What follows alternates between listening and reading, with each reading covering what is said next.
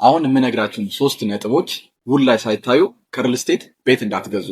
ሰላም፣ ሀብታሙ እባላለሁ። የፕራይም ሪል ስቴት የሽያጭ አማካሪ ነኝ። እነዚህን 3 ነገሮች ውል ላይ ሳታዩ ከሪል ስቴት ቤት መግዛት የለባችሁም።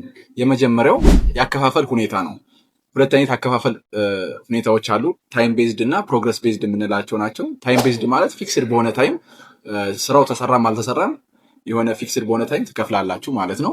ሁለተኛው ፕሮግረስ ቤዝድ የምንለው ነው። ፕሮግረስ ቤዝድ ማለት ፕሮግረሱን ያያችሁ የምትከፍሉት አከፋፈል ሁኔታ ነው።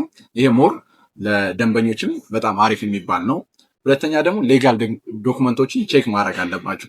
የግንባታ ፍቃድ ሊሆን ይችላል፣ የንግድ ፍቃድ፣ የሪል ስቴት የማልማት ፍቃድ፣ የሊዝ ካርታ ፍቃዶችን፣ እነዚህን ሌጋል የሆኑ ዶክመንቶችን ቼክ ማድረግ አለባችሁ ውል ላይ ማለት ነው። የመጨረሻው ሶስተኛው ምንድን ነው? ኮንትራቱ ላይ ያለ ቅጣቶች አሉ። አሁን በ2 ዓመት የተባለ ወይም በ3 ዓመት ከተባለ ከዛ በኋላ ድሌይ ታይሙ እየረዘመ መጣ ቁጥር ምንድን ነው አልሚው የሚቀጣው የሚለውን ነገር በደንብ ቼክ ማድረግ አለባቸው። አንዳንድ ሪል ስቴቶች ቅጣቱን በጣም አናሳ ይሆንና ያን ያህል የሚጎዳቸው ነገር ላይሆን ይችላል እና እነዚህን ቅጣቶችን በደንብ ውል ላይ ቼክ ማድረግ አለባችሁ።